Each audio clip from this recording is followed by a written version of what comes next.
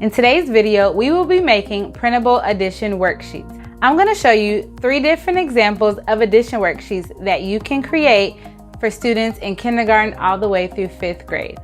Let's get started. How to make a very simple printable worksheet that has addition problems on there. And we're going to start with some that have pictures on it and then get into ones without pictures, and then get into addition using multi-digit numbers. So let's get started by starting a new presentation. We're going to go to Design, Slide Size, Page Setup, change the width to 8.5 inches and the height to 11 inches. And then I'm going to scale up. Then I'm going to get rid of those default text boxes, and I'm going to choose my color settings that I have in place. Alright, so what we're going to do is we're going to start by inserting a text box for the name. So I have a text box there, and I'm going to change the font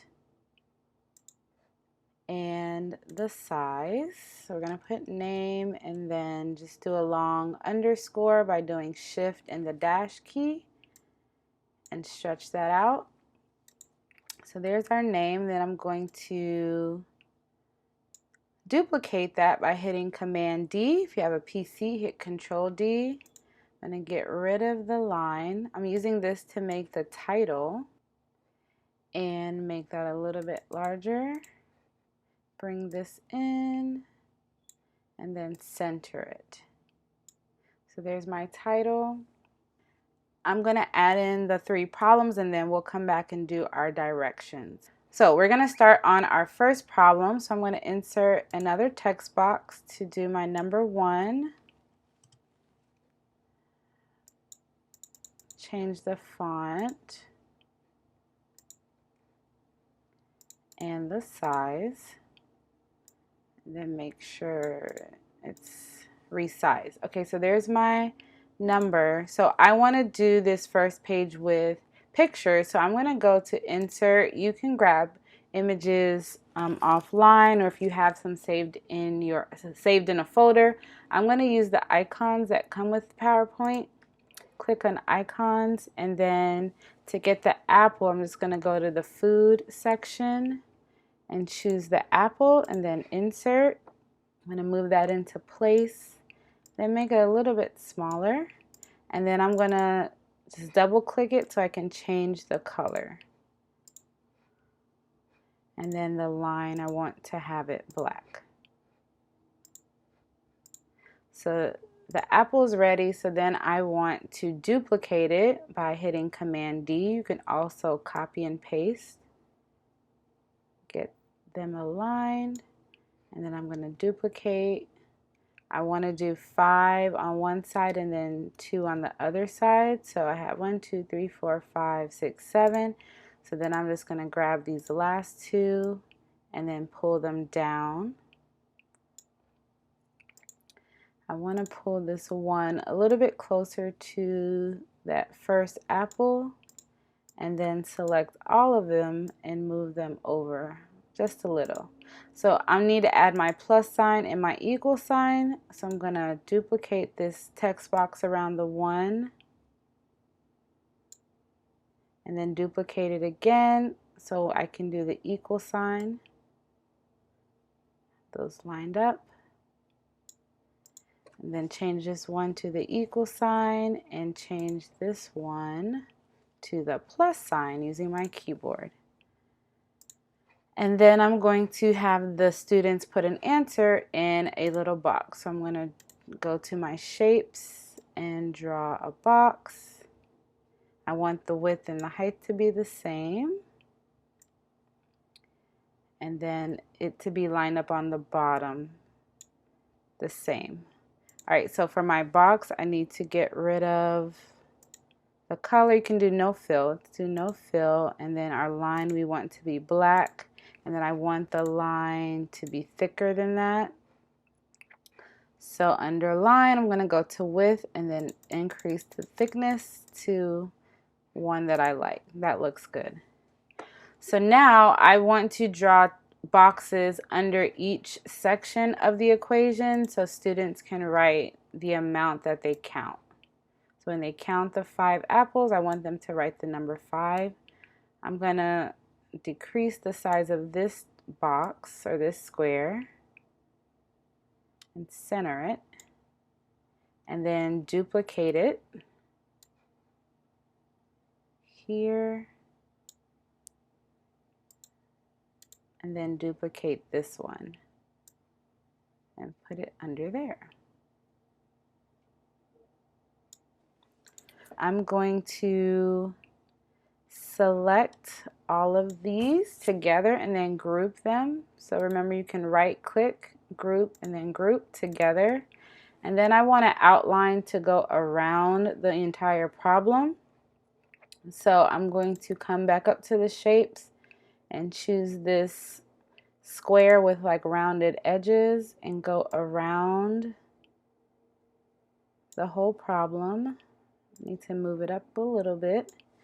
I'm going to change the fill color to white and then the outline to black. And then I'm going to right click on it and send to back so I can see the problem. I'm going to click the actual problem and move it down and try to center it within that square or that shape, that rectangle. Let me center the rectangle and then I can center the problem.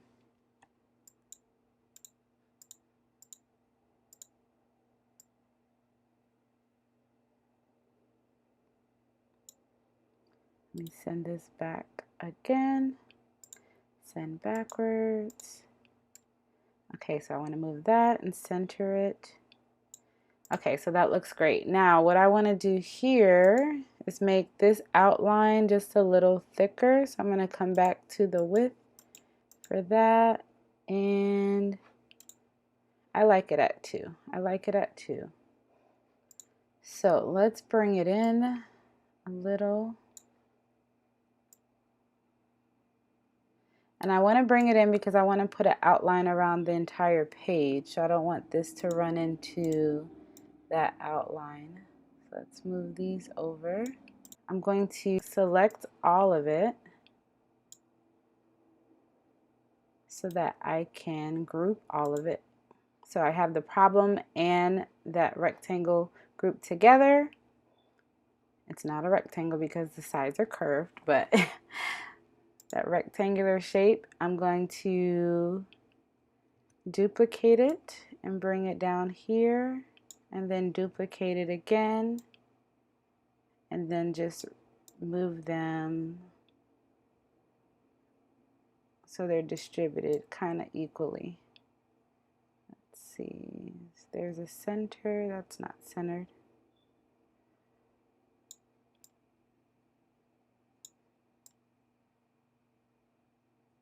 And I want to leave space for the directions that I'm going to add. So let's go ahead and add in a rectangle to create the outline. So I start by adding a rectangle, and then I make the fill white, and I send it to the back, or not backwards, but send it all the way to the back. And then for the line, I want to make the line black and then increase the width to about 5. And I'm going to change the dash, the solid line, to like a dash. Or let's do the other dash. I'm going to bring it in a little bit. I'm going to hold the shift key down so the dimensions kind of stay similar to each other, and then recenter that outline. Let's shrink our problems just a little so they're not running into everything. And I can delete these and then duplicate this one since it's still the same. And then duplicate that one. And then I have room for my directions. So let's take the name and duplicate our name. And bring it here. We're just going to erase what's inside. I'm going to make the directions bold, directions.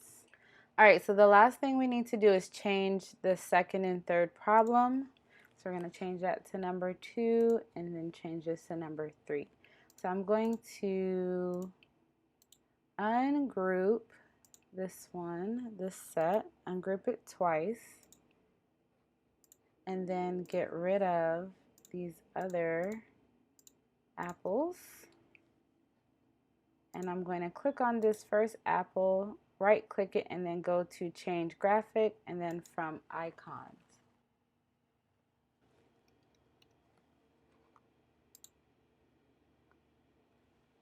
So I found a heart that I want, so I'm going to insert that, change the color, and then this time I want 3 plus 3, so I'm going to duplicate that and resize it, and then bring the plus sign over, and then duplicate that set. And that works. So I just realized I didn't put the plus sign here and the equal sign here, so we're just going to duplicate that.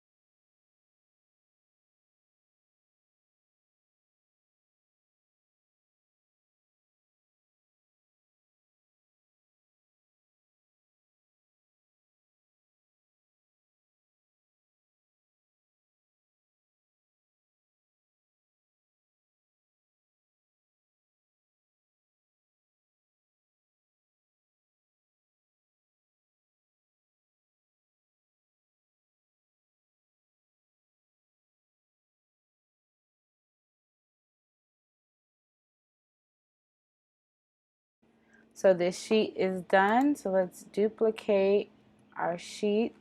So we're going to kind of use the same heading. We're going to get rid of our boxes, our 3 boxes, because we're going to do just equations without pictures. So I am going to insert a text box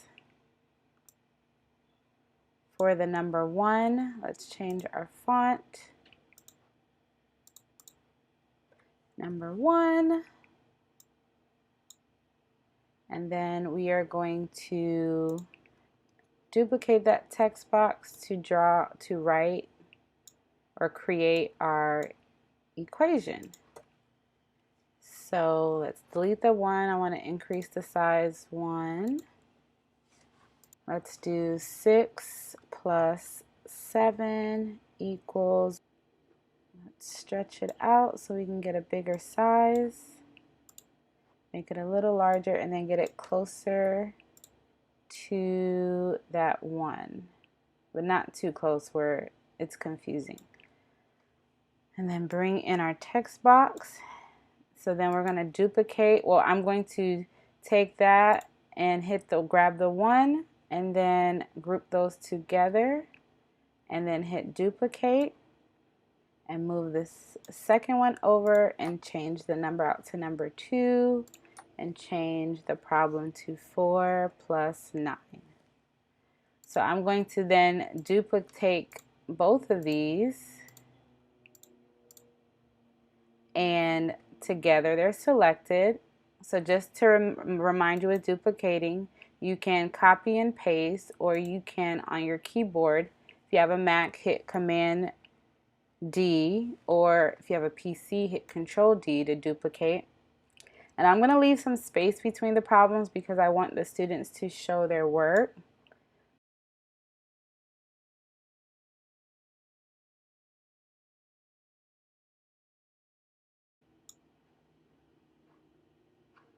So then change out our last problems to 5 and 6. And then let's make this one 2 plus 11. And then this one, 16 plus 3. So as you can see, we're not within 10 anymore. We're now within 20. So I'm going to change the title to addition within 20. And then for the directions, let's actually bring our equations up just a little. And our directions can come down a little. So for this one, let's change our line, our outline. So instead of a dotted or a dash, we're going to have a solid line, but then let's change it to like a little crinkly line. I think that's cute. We're going to duplicate that second page to make our last page, and we are going to do a few vertical problems. So I'm going to get rid of all of the problems. Let's ungroup. It's very easy to ungroup. So let's do, I'm going to tab over. Let's do 350, enter the plus sign, and then 48. So then I'm going to go in front of the plus sign and hit tab. That's too far.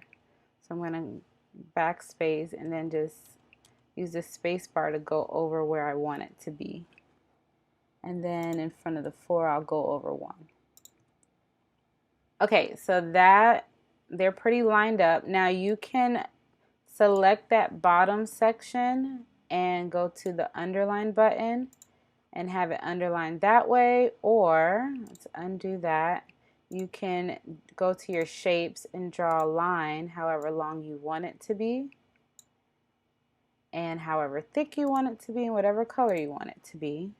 So let's increase the weight just a little bit more. That looks good. That's way too long. Let's bring it in some. Bring it in a little bit more.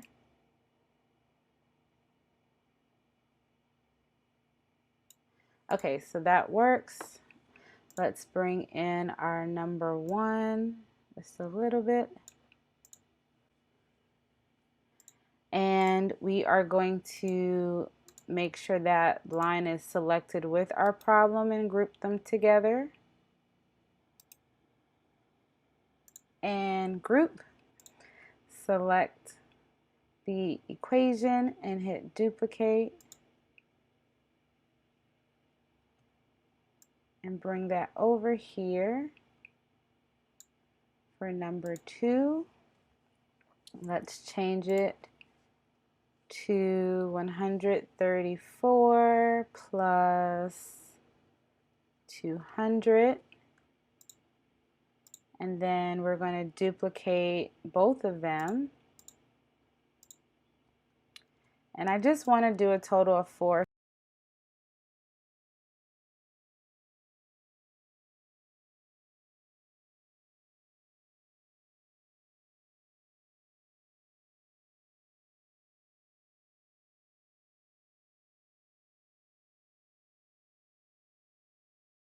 Let's change our title.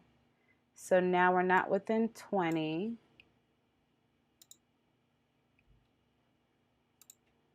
Let's make it bold. And let's change our border. Let's go curved. That's a little different than the last one. And let's select the entire page, right click and group. So what I want to do now is insert my name at the bottom, or my website name. So if someone wanted to find these worksheets, they can come there. Let's make it smaller. And if when you're creating yours and if you're sharing it with other teachers or families, definitely put your name at the bottom if you choose so. So let's change the color to a gray and then make it a lot smaller so it fits. Let's zoom in.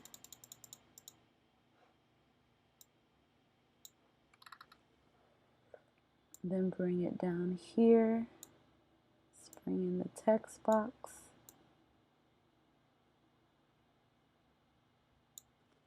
I like it there, so let's zoom back out. Copy.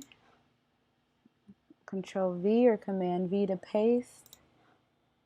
And then Command V to paste as well.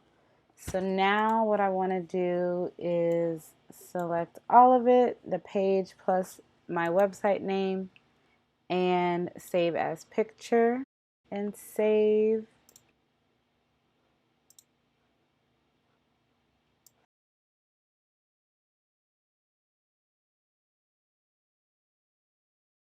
So I'm going to go to File, Export. It keeps the name as the same name as the PowerPoint, but we have it as a PDF. Export. So we exported it. So now let's go to the folder.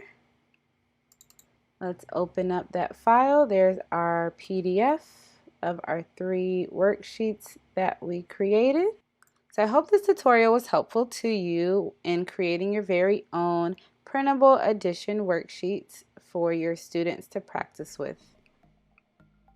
Okay, now that our second video tutorial is complete, you now know how to make 3 different types of edition worksheets that you can print out for your students. Remember, if you want to make this resource digital, check out my video on taking your PDF from printable to digital in minutes. If you found this video helpful, please like it by hitting the thumbs up button and subscribe to my channel for more videos involving elementary math. To be notified as soon as the next video is posted, hit that notification bell. Until next time.